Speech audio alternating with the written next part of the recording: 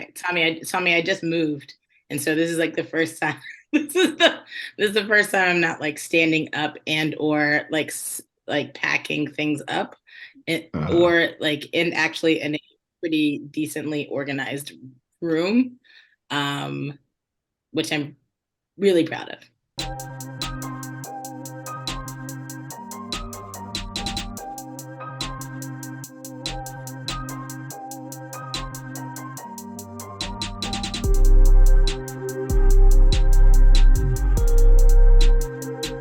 So Yeah, okay.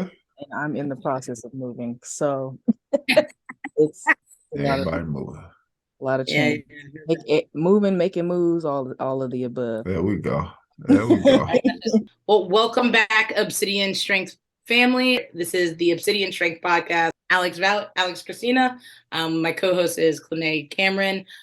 We established this podcast in order to inform, empower, and highlight BIPOC and BIPOC LGBTQ plus people and strength and fitness. Our mission is to hold fun yet safe and meaningful conversations that strengthen our listeners, mirrors our audience, and pierces through the dark myths to reveal our truths.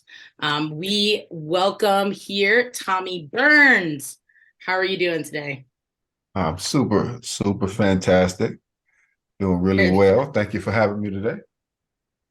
Yeah, no problem. So I know we're kicking off with you actually asked us a question right before we started recording, but and Clene was giving a good explanation. So just want to Sorry, hop we on done that. had You're we done had a whole podcast before the podcast We began. did though. So We really did an impromptu. We had the prequel.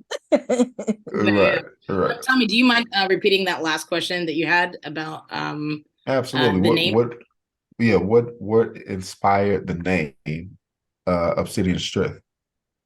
I gotcha. And Clinton, I'll give you a moment. You were getting into a good group with the explanation. So Yeah, so we were basically kind of brainstorming and trying to figure out, okay, what is going to represent us, what's going to represent the community that we're trying to reach. And the obsidian stone is what we felt like was very connecting because it was a black stone and it symbolizes something in a form of piercing through darkness. And I Hmm. thought that resonated because we have a lot of great experiences with strength and fitness. However, there's a lot of negative things and negative stereotypes that comes with being black or being gay in the industry, in the fitness and wellness industry. And so we're trying to pierce through those stories, reveal not only the negative things but also the positive things that it brought to us being and representing obsidian strength. And so, yeah, that's how we came up with it, which is and it's It's kind of encompasses in the intro that we have. Yeah, yeah. it's a super strong name, not just because the word strength is in there, but immediately when I start hearing about the launch of it and hearing the name, I'm like, oh man, that that's dope, right? Because just kind of being in the spiritual world, quote unquote, like the it's lots of representation about how the stone is made, right? Coming from lava and right, and then it's a protector stone. That's the biggest thing. It's a stone of protection, but it's also a stone of cleansing. Uh, it's it's super powerful, Yeah, super powerful. yeah. So yeah, so putting all that together and then you add strength on the end of there. I'm like, come on, man, what are y'all trying to do here? What in the world? Trying to make an Trying to get impact. some, trying to get something started over here. Yeah, I mean, I honestly, one of the things that I brought up to Kone when before we started this podcast was that I listen to podcasts on a regular basis, and the one thing that I did not find was that You sound like you listen to podcasts on a regular basis. That intro, the way you did that, I'm like, yes. that they're not many, if at all, any podcasts about strength and fitness that are highlighting like by POC and by BOC LGBTQ community. And like those are the communities that are probably hit the most when it comes to like fitness and wellness. You know, like it's the way we grow up with it is different than other communities and cultures. So Yeah. Definitely. Yeah, I absolutely agree. Yeah. Absolutely agree. I appreciate you taking the time to actually even look into, you know, what it symbolizes and pointing that out, because it's like it's more powerful the more we're putting more power into it, the more that we are investing into it. So it just all circles around like everything that our mission it stands for. So thank you for pointing. Absolutely. Given Absolutely. Go I ahead, could Tom. write a whole I was about to say I could write a whole sermon and speech on it. I could preach a word off of what that Would you pass the Burns now? You pass the Burns now? no, you gotta take off one hat, put on another one, and just keep it going. Just keep it going. Got you. But I'll just go ahead and kick it off and just introduce how Tommy and I met. Tommy and I met through Strength and Fitness, social media platforms online, first of all, talking about goals, like our life goals and so on and so forth. And we ventured off into Strongman. Tommy invited me to a Strongman competition to support, and I didn't see any of the women competing, or I saw the women competing. I was like, huh, interesting, this, that, and the third. And he was like, you could do this, you know. And I was all like, yeah, I don't know, I don't want my boobs falling off. So I was terrified of even the thought of doing it, but I tried it and it like picked it up instantly and fell in love with the sport. And so I just want to thank Tommy for introducing me to something new and something different. And even then, when we were having those discussions, those kind of, I guess, life talks with moving forward, I forget the name of it. What was the name of the group that you had started back then? Was it Beast of the Bay? Uh-uh. Or the group? Oh, the Achievement Club. Yeah. That's what we're talking about. Yep. It's Yeah. way back then. So that doing that and going from then to now, like I remember you even talking about starting the Driven Athlete Foundation and so on and so forth. And here we are, what 20 what time is it? It's 2023. That was Game time. 2016. No. Right, game time. It was 2016 and you got that Yeah. started. Can you like elaborate a little bit more about what you got going on now and everything? Absolutely. So Clene referenced going back to 2016, the Achievement Club. So that was an idea that was started out of a group that actually I participated in once I moved to the Bay Area. So I moved to the Bay Area in 2014, and I was inspired to move out here just because I was ready for more life growth. I was connected with some friends and partners that I had met when I was over in DC, Maryland area, going to Howard University, and they had moved out to the Bay Area. So we're connecting and working long distance. And I was like, man, you know what? I'm done growing here. Like I need to get around people that like I believe can force me to grow, help me grow to whatever the next level is. Not really kind of like depending on them, but knowing that that's the support that I needed at that time, right? And things wasn't like bad or horrible at that time where I was, but I just knew that I wasn't growing anymore. And so I think it was the most courageous thing that I had ever done up until that point for my own personal life. Now I'm born and raised in Michigan, from Flint, Michigan, and from Flint, Michigan, I went to Los Angeles, played junior college ball, went to school there, earned a scholarship to Howard, and that's how I ended up in the East Coast. And now making it out of Flint, that was a big highlight, right? And trying to do something positive and successful. So going to Los Angeles, doing my thing there, and then traveling and living in the DC, Maryland area. That was pretty big, right? And I would think personally that that was something that was pretty ambitious, but I had never I realized that I had never did anything ambitious unless it was already a path that was created for me, if that makes sense. Yeah. And for the first time, I had come to a place where I knew where I wanted, I knew what I wanted, but there was no path unless I started to create it, right? And that was one of the scariest things that I'd ever experienced in my life. And so in order to create the path to get there, I literally had to make the decision that, if you would ask me a year before, I'd be like, yeah, that's impossible. I probably won't do that. But at some point, you get kind of like somebody said one time, you get sick and tired of being sick and tired, right?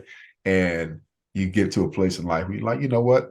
I can't go backwards. I'm not going backwards. So I got to go forward. I got to figure out how to go forward. So I packed up everything in my little Toyota Camry back then and drove across country, connected with my friends, let them know, like, listen, man, I need something different. And they encouraged me. They supported me. And so drove across the country. Took me like 2-3 days to get across the country with a couple stops in there. And that's where it all started. Once I got to the Bay Area, was couch surfing and all that type of stuff. Didn't have any job scheduled or no business or anything like that. But I plugged into this group called the Born CEO Academy. And that was where I got the concept of the Achievement Club, because every single Monday they would meet. And of course, I don't have a job or anything. So I'm trying to find, and I don't have family out here and limited friends. So I'm trying to find communities to connect with. Every Monday they would meet. And it was right up my alley because even though I would say that I never really did anything courageous before that, like personally courageous, I was always a dreamer. Like I'd always talked about what I wanted to do. I'd always held it here and in my heart. And so every Monday we would write out what our dreams were.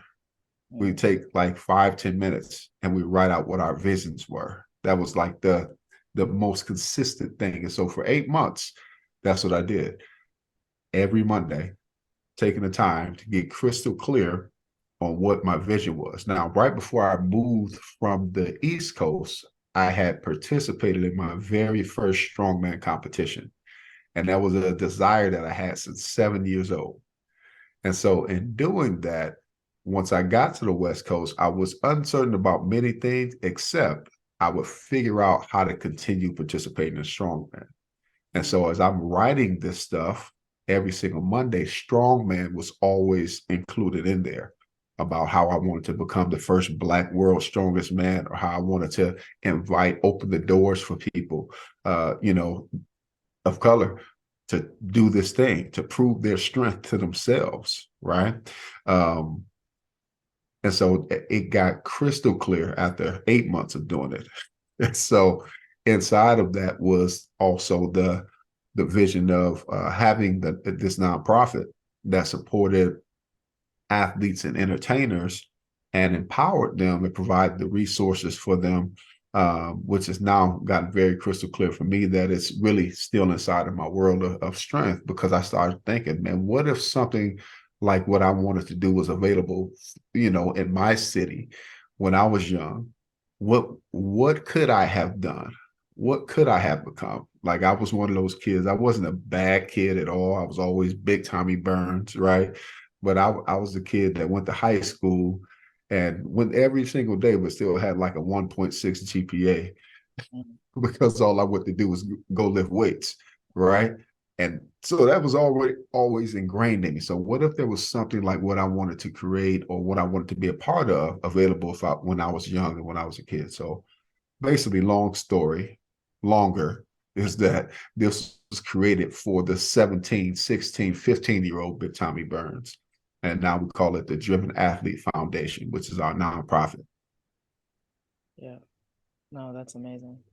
That's awesome. And you're also doing strongman Saturdays.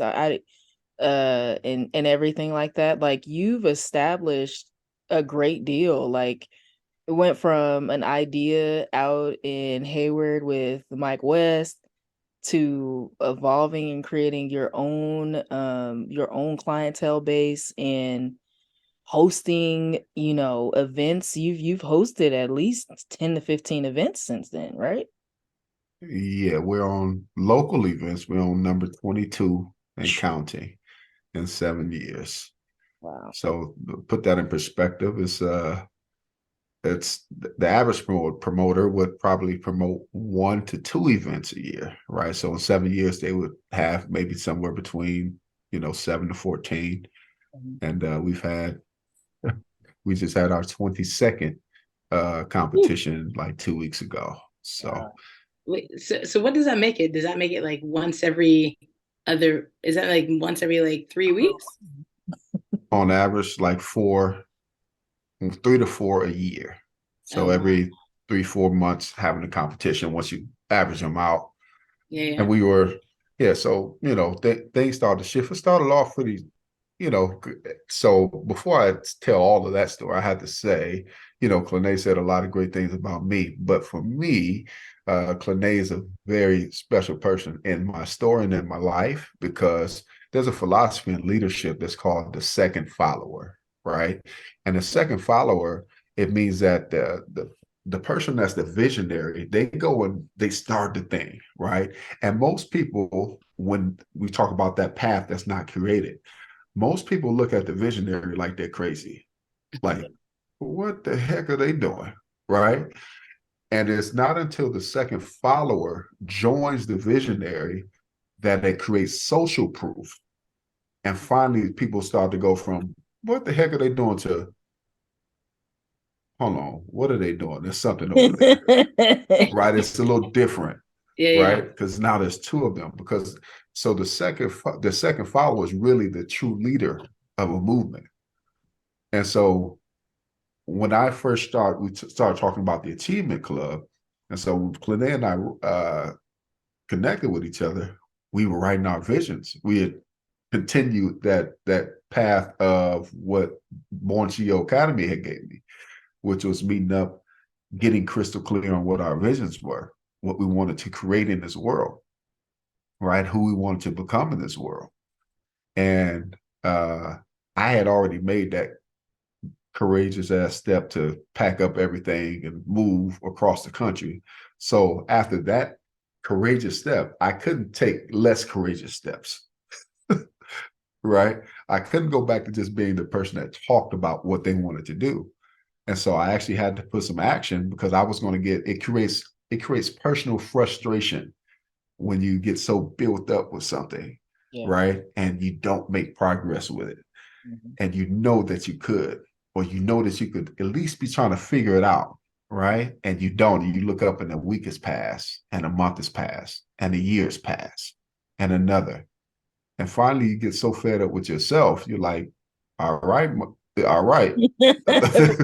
Right. You start talking to yourself like, come on, what's wrong with you? Right. Let's get this in gear. So I couldn't take less courageous steps. So once I got clear on what it is I wanted to do, where I wanted to go, you know, life that started delivering me hands of cards that I had to play as far as like with employment and stuff like that. And, I wasn't about to play those games with people and employment and job. Like, you know what? I figured this stuff out on my own as an entrepreneur and figured out what I'm passionate about. So that's what led me into the idea. I competed, let's see, one, two, I'd done maybe 3 competitions at that point across the country, different levels, and there was nothing going on in the San Francisco Bay Area, which is where I live now. But I would see some similar faces at these different events across the country. And the idea was, man, I wonder if we had something in our own backyard, if they would come out or if we could get something going. And that's literally what the idea, was planted. So I started doing personal training part-time from at Mike West Fitness from Mike West was the coach that I ended up hiring to help me, in my strongman career, but he ended up being more of a mentor for me, my starting mentor, just kind of opened the door and was a platform for me to launch off of with the vision that we had already got very crystal clear on. So I said all that to say that Lene was the first person that made me not feel like I was crazy. Like there was something there. She was the first follower. So every step of the way from getting crystal clear in the beginning until actually her participating in her first competition it solidified that this was a space that I was created for, I was designed for, and I can make an impact in. Yeah, that's that. I mean, that is like that is so inspiring and just very admirable. To number one, drive cross country, because that's a lot. That's a lot. That's a lot. That's a lot of, unchartered area and space that you're driving through. But no, that's so awesome. And that is very inspiring. And you said what nonprofit targets but the nonprofit that targets youth, is that the what's the name of that one again? My apologies. The Driven Athlete Foundation. The Driven Athlete Foundation. Are you so for that? Is that like in a public space? Is that like a brick and mortar, or do you work with high schools for that? Yeah, so right now we're actually still in the formulation of how we're going to do it. COVID kind of it was a blessing and the curse for us, right? Like many people, but it creates a very unique opportunity to be able to kind of work without a brick and mortar. So what I do now with Strongman Saturday. So we've what has evolved out of the work that we started doing was a community called the Strongman Club. And so that's our community. We meet every Saturday for strong men and strong women training. And we have 3 different locations now that we've grown to, one in all in Northern California, by the way, just right now.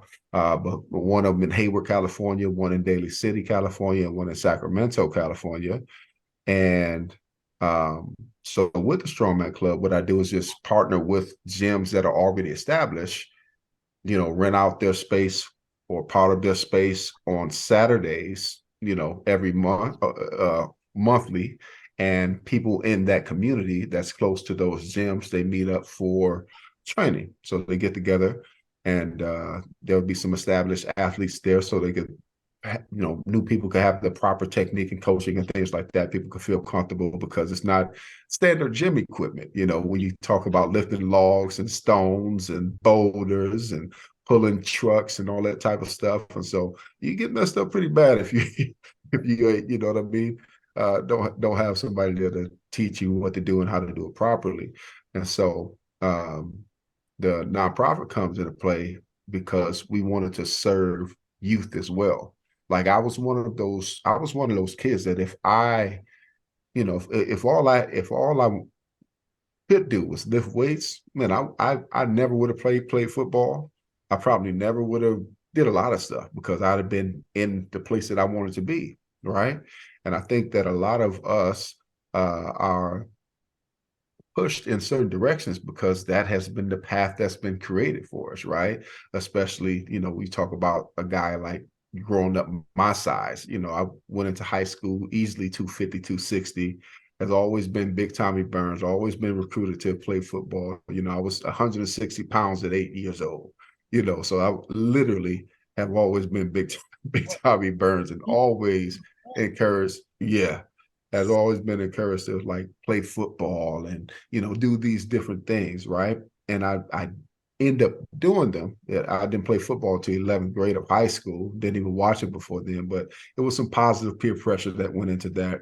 But I think that, grooms the rest of my story. I don't think without playing football, I don't think I probably would have ever left Michigan, right? And got out of that comfort zone. So it groomed other parts of my story and was the foundation of other parts. But if something like this organization was around, I probably would have been fine not leaving Michigan. It could have made because the same impactful person that I am now is always in me, regardless of where I am, right?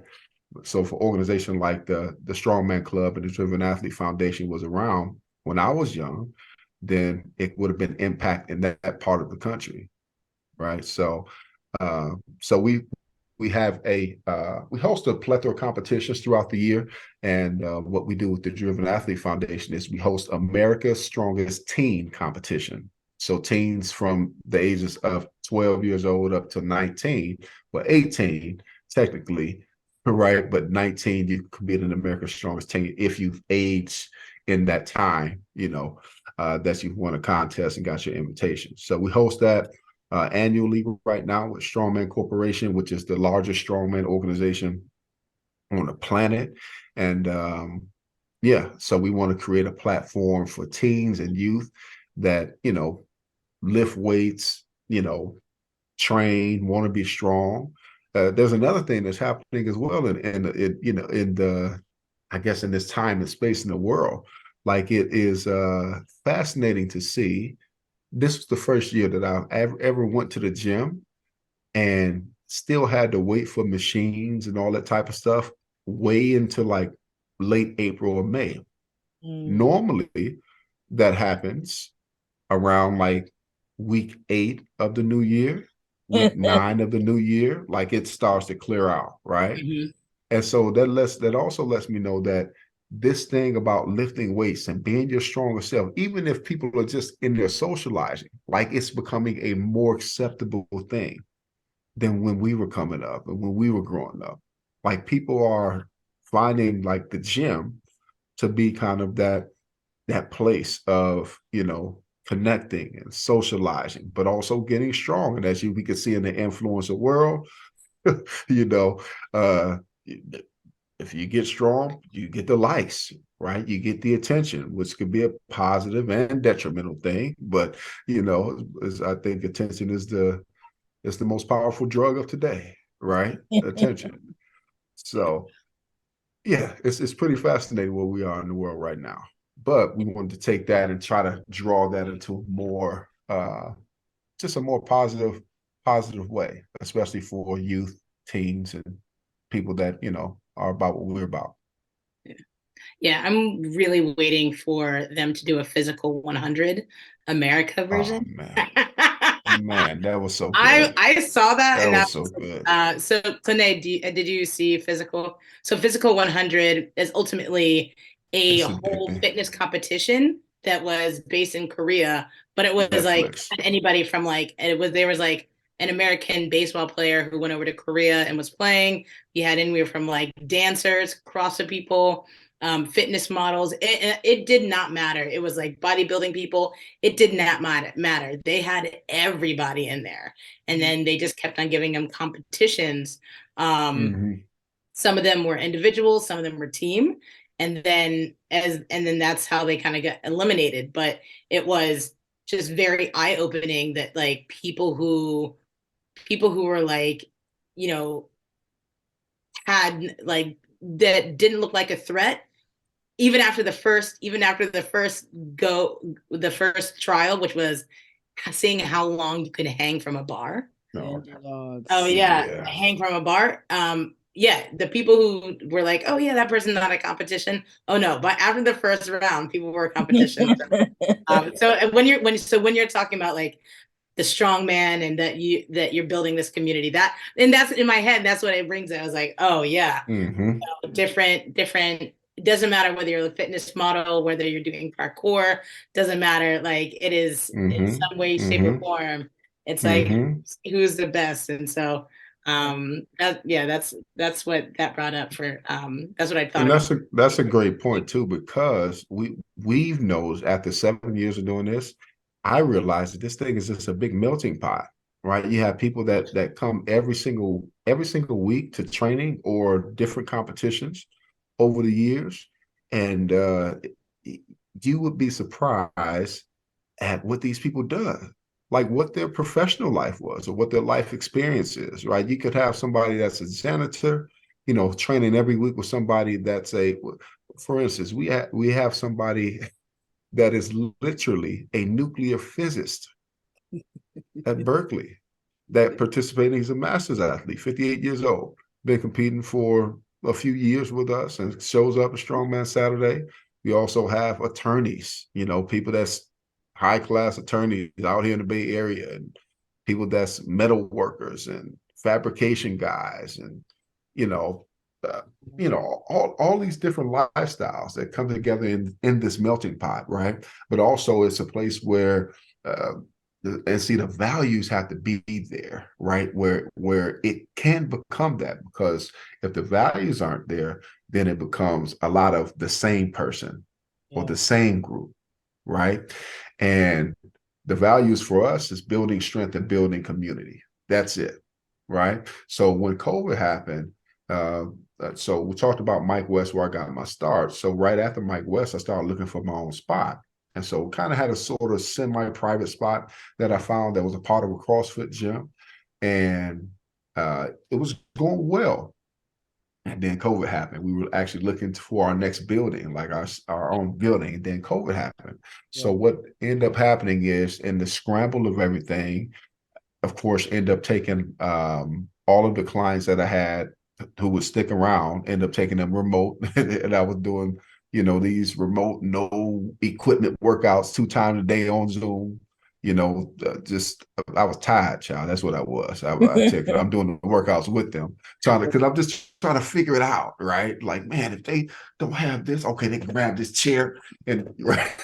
So just trying to figure this stuff out, right, along the way. So it was a very interesting time. But in that time, we also decided, after like a month of that lockdown, like, man, it doesn't look like this stuff is gonna lighten up, because they talking about, week, 2 weeks. Here we are, 4 weeks into this thing, and it don't look like these numbers are from what they showing, right? So yeah, we had to figure some stuff out. So I ended up selling off all of the commercial gym equipment that we had, and then just keeping all of the Strongman stuff and putting it in storage. And around that same time, it was April 25th, 2020. I never forget it. Almost, 5 weeks after, the lockdown happened. And one of my clients that I was training, he said, man, listen, I can't do no more of this home workout stuff, man. He said, I gotta lift something, man, but I don't have equipment. So another thing that I did too was, like, I was lending out the equipment that we did have. So the weight plates and bars, so lending them out to certain clients. So we was just figuring stuff out, along the way. And then he was like, man, I gotta lift something. I gotta do something. So he took his car out to Cal State East Bay, which was a university in Hayward, and he pushed his car across the parking lot and recorded it, and then posted up, the video. And I'm challenging Big Tommy Burns and anybody else who want to bring their car out here. I said, this MF going, here we go. Now you want to challenge, right? So immediately that's what I'm thinking. But it sparked a lot of interest. So you got a lot of engagement the next week. So I didn't go out the next week, but there were 4 other cars there the following week, right?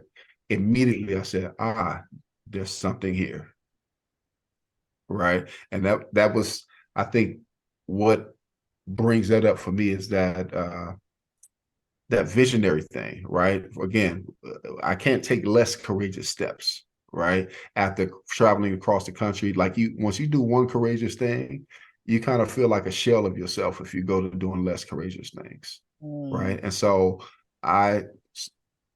what just happened right there, Clene? What just happened right there? I just had a whole energy just. Yeah. What you mean? No, I no. Your cheeks are all. I'm gonna give you a mental hug. Your cheeks are so rosy right now. It's great. No, I was just thinking, like, no, like, as he was saying, like, you moving across country, I resonated, because it was just so, like, you can't go from, like, okay, you left your home. I resonated. I'm just, so it's just like, I can't stop here and just get comfortable. Like, just taking thought of, taking a big step, like, okay, what's the next big step? What's the next courageous thing you do? Because you You left California, you've done what you could there, at least for the time being. Uh-huh. Florida, now what? What are you gonna do? Uh-huh. So yeah, Because if just we go to taking smaller, we feel like, like I'm wasting my time. I'm wasting my energy. I'm wasting my life. Like, what am I doing? Like, we started to have that conversation with ourselves, yeah. right? And so that's where I found myself many times after that courageous first step. I'm like, yeah, what am I doing? Like, dude, figure it out, right? You're gonna go through your ups and downs, you go through your little depressions and whatever, and then you come up and then you figure some stuff out and you move ahead. And that was another time when it was just like that, just figuring stuff out along the way. So uh, that was what engaged. When I see something, I'm like, there's something there. Immediately, I have to investigate it. Immediately, like I don't waste any time anymore because my intuition is lead me to that place for something. Even if it completely fails, I've become something more that I wasn't before because I investigated. And if I don't investigate it, what happens is I'm always thinking about that in the back of my mind. What if, or I wonder if I would have dot, dot, dot.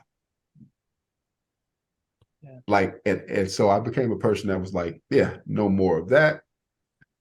So we're just going to experience everything. And right. So people just say all the time, like, you never want to be the jack of all trades, master of none. Right. But you never know what the master if you haven't experienced enough jacks. Mm. Right. And so sometimes it takes us doing a bunch of different things in order to find those few things that we realize that we're really good at. And then that becomes the path where we're like, okay, there's not a path here that I want to, create. So now let me take my machete out and let's go through this jungle. Let's go through this jungle. Let's figure out the path. Right. And so that's where we were. 2020, the gyms are shut down. The world feel like it's losing hope. Everybody's scared, right? And that became the ray of sunshine for me. It was so enlightening. And it was scary at the same time because I didn't know how it was going to be received, right? I didn't know people were going to trip about people coming together or whatever. But we did it anyway. And we try to do it as safe as we can, bring it out, cleaning stuff. So that next week I showed up. There was another 5 or 6 cars there. Wow. Throughout that first month, there was about on average about 5 cars, but different people showing up. Second month, there was about 10 plus cars showing up on average from across different parts of the state. By the time we got to month 3, so that's May, June, July. By the time we got to the 4th of July, like weekend, there was easily 30 plus cars that came out to be a part of that Strongman Saturday. And that was where the Strongman Club was born. Like that was the idea, like, oh man, people really want to do this. Now it's interesting because we had already been doing Strongman Saturdays way back when at Mike West. But it didn't take on, it didn't catch traction. It wasn't time. Yeah. So just because we did something at one point and it didn't kind of work, it didn't catch traction, doesn't mean that it's never going to work because it's literally the same exact concept that we were running when we were back in 2016 and 2017 when we were at Mike West Fitness. And now here we are 4 years later in a pandemic, a crisis, and it takes off. So, yep.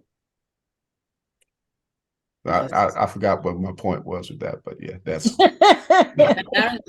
so I have one more question. Clint, do you have a question or anything you wanted to do before I ask my question? I guess one question that I want to ask is I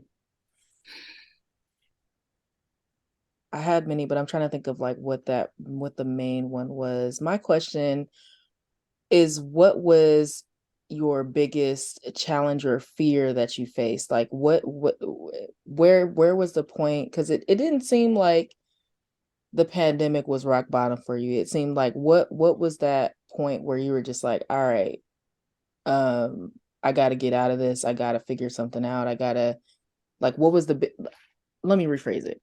What was something within you that you felt needed to shift in order for you to become who you are today? Shift for me to become who I am today. So I honestly go back to like the pandemic and thinking about that question. When I reflect on that, my thoughts go to, again, go back to that cold courageous thing. Like I couldn't take less courageous steps. If you recall like our time together and the things that I was doing, I was always trying to take these leaps into these visions, or like this streamline of this vision of that I had. Mm-hmm. What I think happened though is that with the environment that the pandemic created, all of the noise had to die down because everybody had to figure everything out. And people who really wasn't about what they were about, they had to be quiet, which presented an opportunity for me because I was always consistent in my message. I didn't get louder. I didn't do anything different. Like we just alluded to, Strongman Saturday was something that we were already doing just a couple of years earlier. So now we created it again, and it takes off. Why? Why did it take off? Because I was true to who I am in a different time frame. Right? Just because it didn't work in this part of the time frame doesn't mean that it's not going to work, or that leader is not who I am. I'd always been talking about bringing people together with this thing, and not just calling it my thing or this particular gym thing, right? I'd always been talking about community and all that type of stuff. But now with all of the noise died down, people could hear me for the first time. And it's fascinating too, because a lot of the people that heard me this time were people who had just competed in that time. That was the early days. It was like I was 4 or 5 contests in. Now we're at 22, right? But that was 4 or 5 contests in. And some of those very people who had competed in some of those early contests, which was very rough, very rocky at times, they gave me the most critical feedback. Like I would do anonymous surveys, and some of those people said, I would never compete at this promoters contest ever again. He's so unorganized. And one person went as far as to say, he should not be able to do another competition unless somebody holds his hand. I never forget that piece of feedback. Wow. Right.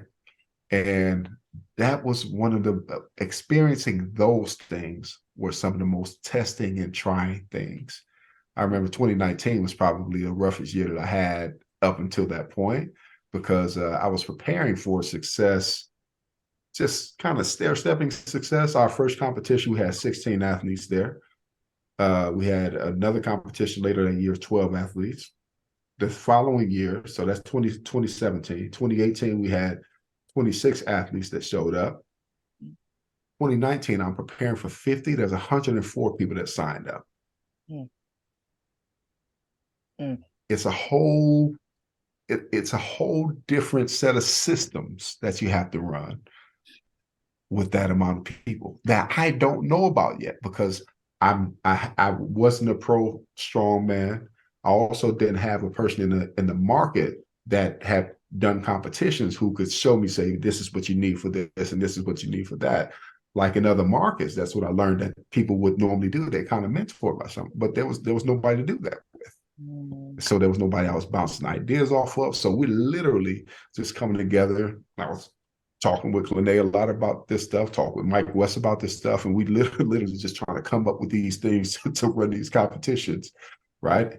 And some of them will be pretty good, and then be glad that's over. After we pack up all that stuff, 10,000 pounds worth of equipment and weights, and put it all back in the gym and all that. I mean, those were the days. But 2019, I got so overwhelmed with all of that feedback that I literally was putting my heart into this thing, and the reception was just crazy, right?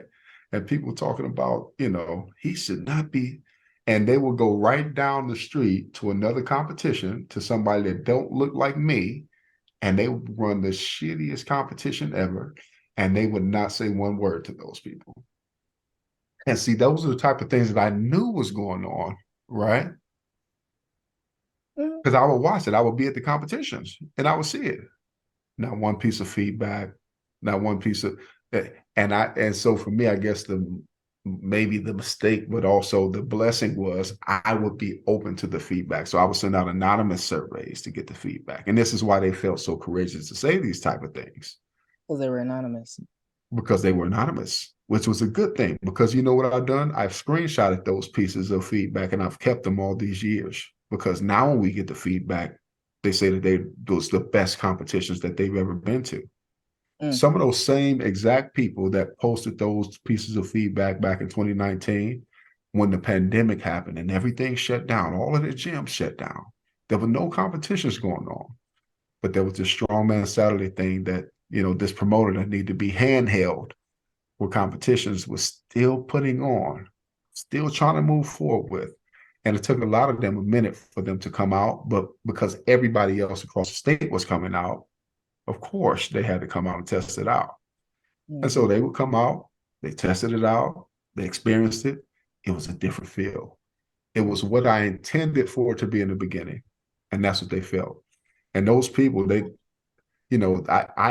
believe I know who they are, but they know who they are too.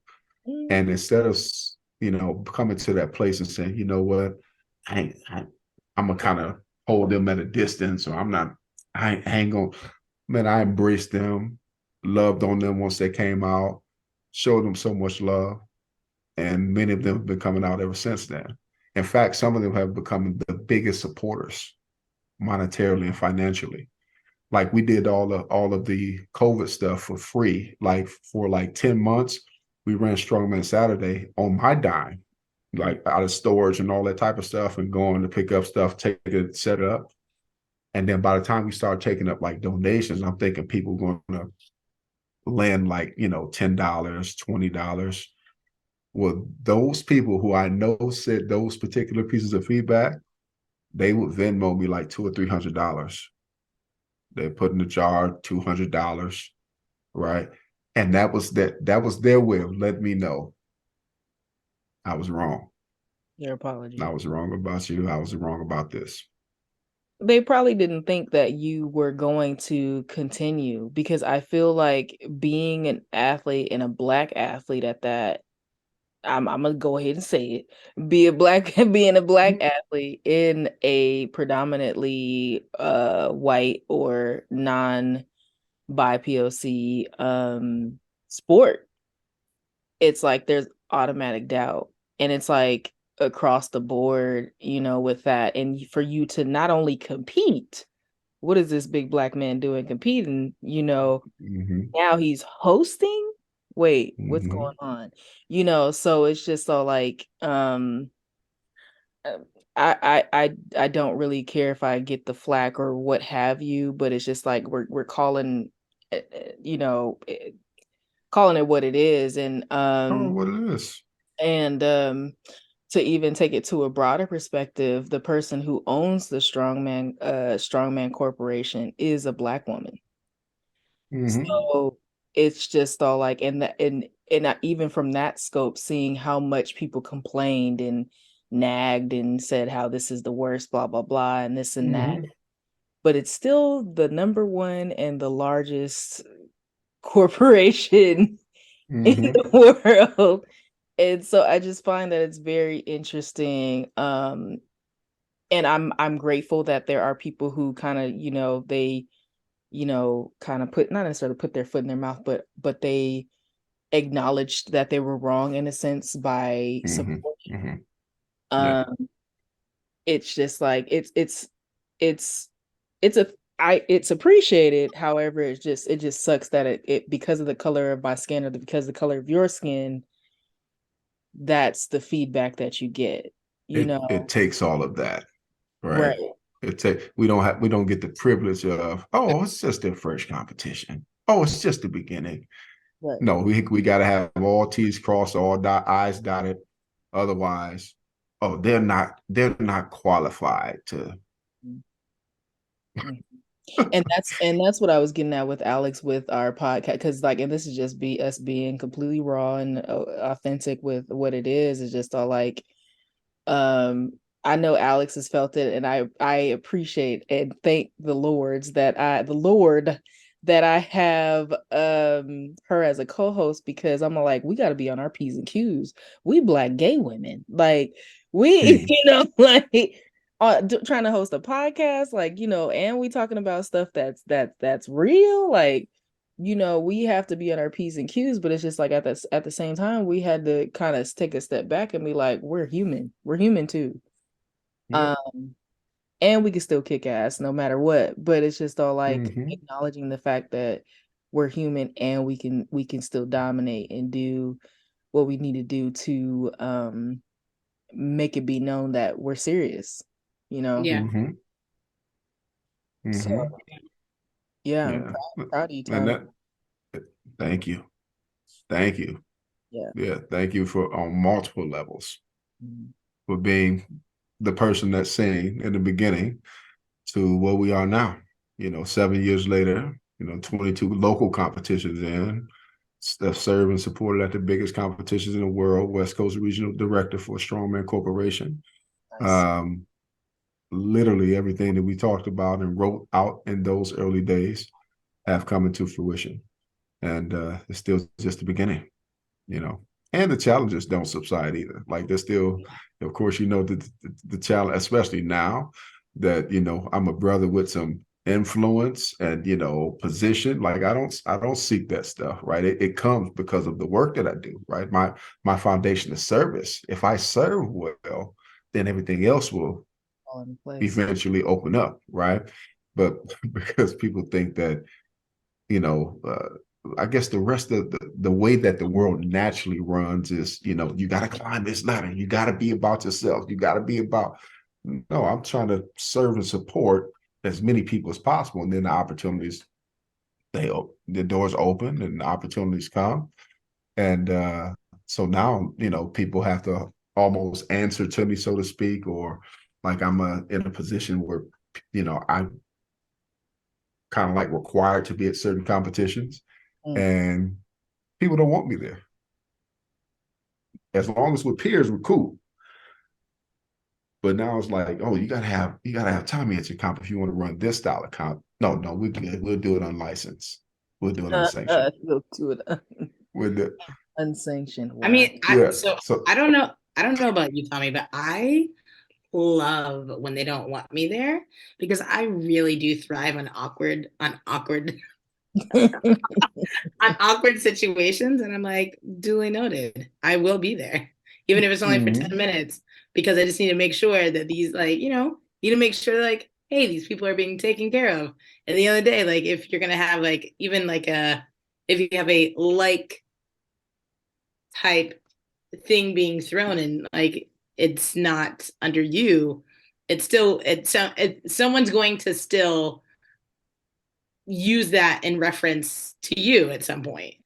So, mhm, and that I think this also comes with like what we were talking about earlier. It's like, hey, like because of who you are and what you look like, there is a broader spectrum, even if it has nothing to do with you. mhm, mhm. This level of standard that nobody else has to achieve, and First of this all, bar that. that standard has hoops. that Mhm, stand, standard has hoops. Um, mhm. but yeah, that's so. I think my next question is, how has your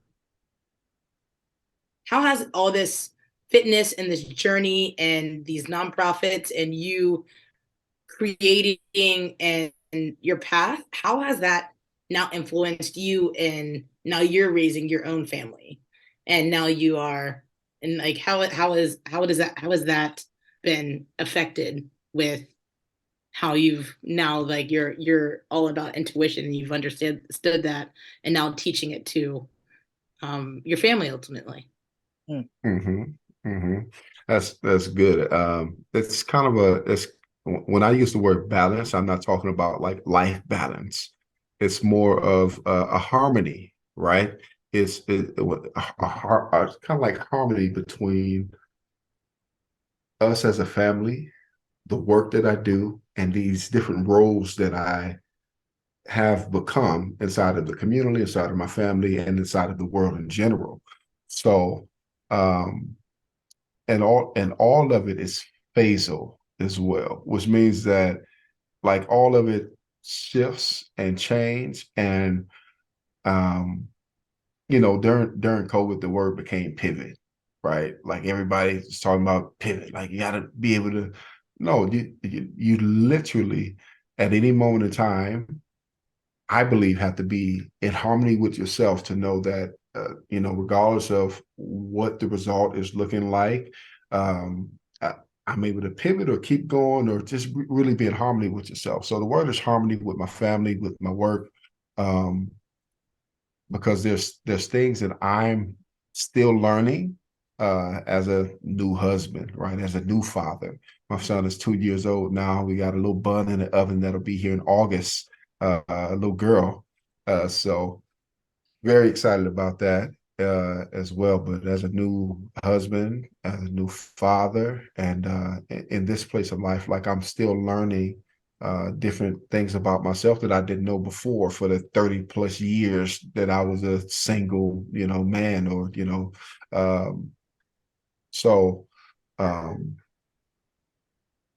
grace and understanding as well, because there's definitely a big call for me to even just the community that we have here. Like, there's times when I have to put on the hat of being a counselor, the therapist, the pastor, the the leader, the problem solver. There's all these different hats that you have to wear, and a lot of that oftentimes is taken away from time and sometimes resources that I could be putting in my family, right?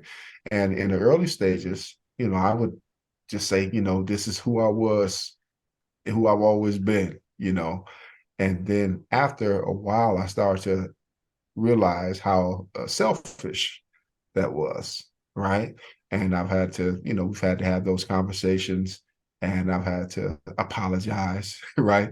A lot, even being the visionary and the leader and the person, right? Because again, it comes with harmony. And that's where the balance comes from, right? It's not ever like just totally just balance, right? But it's more kind of like a seesaw, right? It's moving in harmony. And so that's how the life thing has been, over time with, instilling the values of what I'm about into the community and also living them out like really with my family and not just saying, okay, this is what I'm about just on social media or, in the world, in the public's eye. No, this is really who I am. This is really who I am. And so, definitely not perfect, definitely not polished. In fact, I don't believe in being polished. I'm rough all the way around. No, just playing. But man, I believe in roughing it out, thugging it out. I don't, I like Lee was talking about like overanalyzing. I used to be that person that overanalyze, and then I get paralysis of analysis, and then don't do nothing. And so I believe in and this has worked for me in some aspects, and it hasn't worked for me in that different aspect. I'm that person that believe in jumping off the cliff and growing wings on the way down, right? And luckily for me, I've been persistent enough to keep going throughout all of the tests and trials, right? To prove that this is who I am and where I belong. And what I've learned as a leader is that as I keep running down the path that I've learned about myself, as I keep running, if I stop looking for people to join me and just keep running, kind of almost making mistakes, what happened is a blessing of somebody who has different energies and a different set of skills and a different set, same values, but different set of skill set, different personality. They'll join me. And instead of me having to ask them, they catch up to me and they ask, what can I contribute? Right? The same thing happens. You just keep going, and now two of you running, and somebody else come from the other side. They have a different personality, different skill sets. And now three of you running, and they say, what can I contribute to this? What can I contribute to this? Right? And we all might have different religious beliefs, political beliefs, whatever beliefs, right? Differences. But the one thing that's a commonality is this thing about building strength and building community. We don't bring any of that here. Yeah. Well, Tommy, I really appreciate you taking the time to speak with us today. This is, again, like I said, I'm really proud of you and how far you've come since we first met, because you're genuinely making a big impact in the Bay Area. And I just want to thank you for seeing my strength when I didn't see it as much, or I didn't believe in it as much at the time. When it comes to strongman, and when it comes to being a strong, independent Black woman, it's just like, but just seeing that, I appreciate that, and I'm glad that we met and we became friends and eventually peers, to the point where I got to the point where I was confident enough to coach other people and actually advertise myself as a coach. So I just want to thank you for that. And like you said, it's just like, as far as being a visionary and not running from our gifts and being masters of many, and everything, it's just like, I'm always going to have a love for strength, a love for strength sports, a love for coaching, and instilling light into young people like us, from like how that have backgrounds like ours. So I'm really grateful that we had the opportunity to listen to you and hear your story. I hope we can bring you back to kind of learn more about your origin story from when you were young. But we know you have a family and you got things to do. So That nap is on a time limit. We know. He up. He up already. So it's like they always know when you're into something else, and you really heard that. Dada. It's like, and like T-minus 5 minutes, we'll come and find you. You're right. Yeah. Oh, go ahead, Alex. Sorry. I don't know. Like, I just Tommy, it was like, I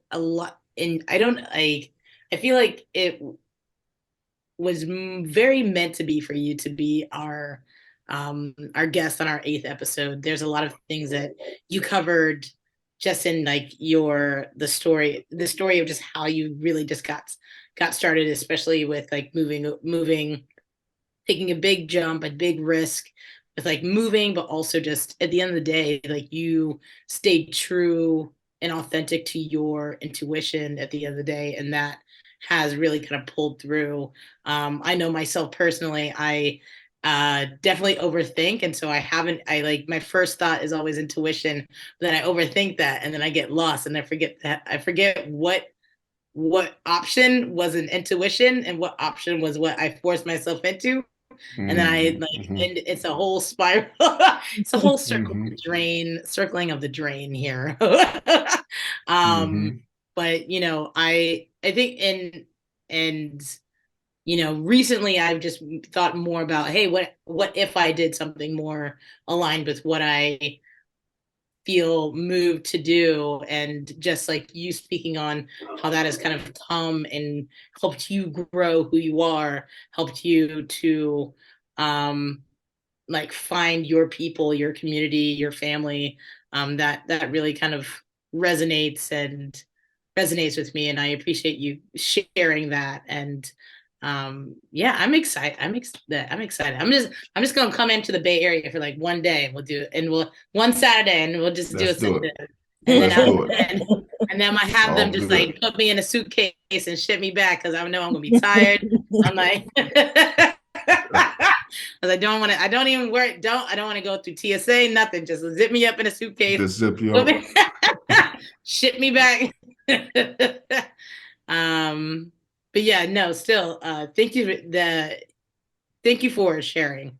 I definitely think that it is super important. And I feel that just not as just a people, but as more like just people, like Black people in general. Like I feel like we as a whole have such a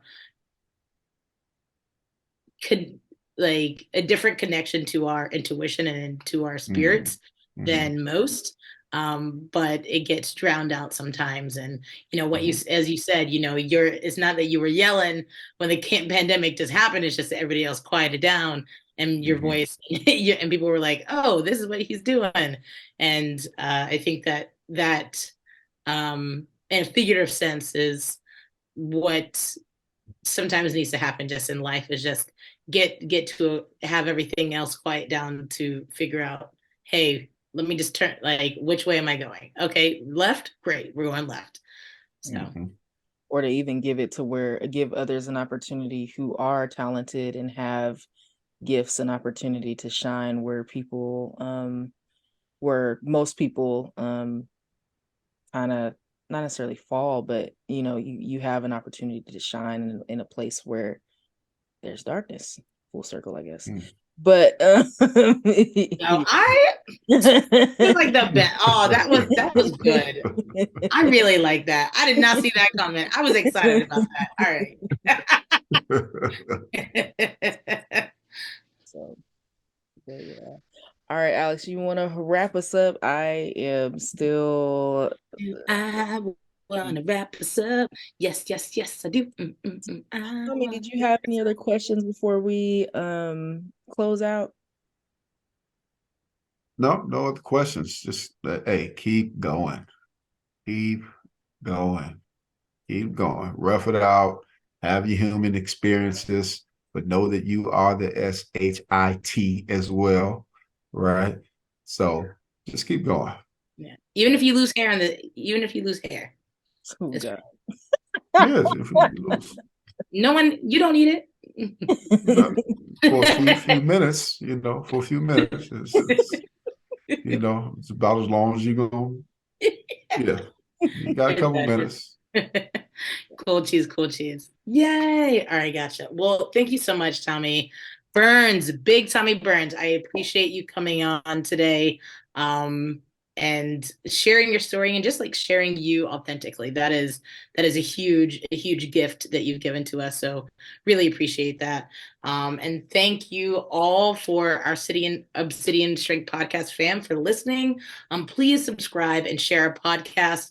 We're really excited to share our journey and experiences with you, as well as learn along the way.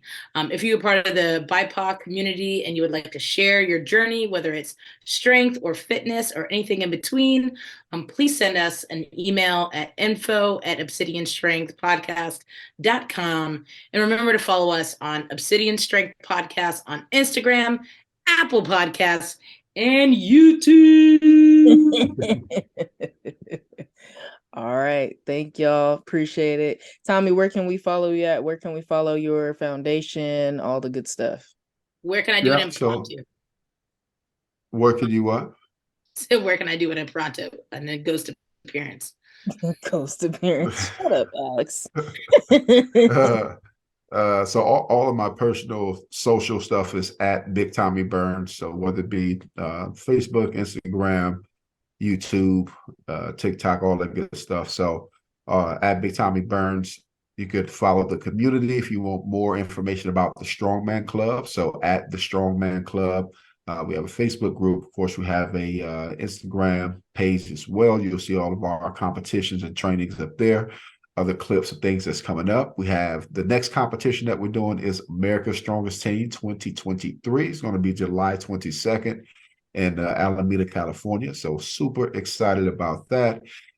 Team is doing an incredible job about that. And then it just announced our last competition of the year that we're personally doing is Static Monsters Worldwide, which is going to be Saturday, October 28th in Hayward, California. So if you want to compete or interested in learning about this thing called Strongman and Strong Woman, listen, you don't have to be a huge person, you know, a person with lots of experience. You'll be surprised at the people that you see that's a part of the community and that consistently compete and train with us. Some people just come out to training. They're not interested in competing at all. So you can look at everything at the Strongman Club.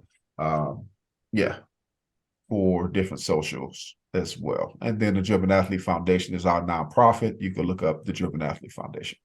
Awesome. I'll have all this stuff posted on YouTube. So if you can, just send that our way on Instagram, and we'll post that on the YouTube page as well. Yeah. Good.